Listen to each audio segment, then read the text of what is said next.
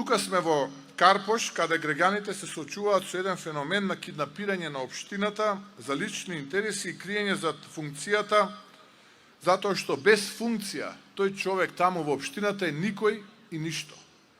Градоначалник, ви го препуштам микрофонот на вас. Што да мислам? Шта се баби хтило, тој се снило. Ако не сум имал функција, ја би бил никој и ништо и тоа му го напишале и тој по втор пат го кажува како бе никој и ништо. Прво вака, Христијан, да знаеш, Стевче Јакимовски е 5-кратен шампион на Македонија во карате.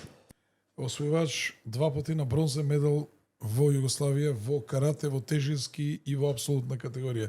Стевче Јакимовски веќе бил кандидат, значи 2 пати веќе одел на подготовки за настап на југословенска репрезентација во карате во на Европско првенство во Барселона.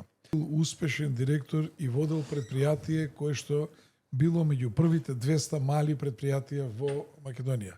Стевче Јакимовски бил председател на најголемата штедилница во Македонија 14 години. Не сум веќе председател, зашто обавувам јавна функција според законот.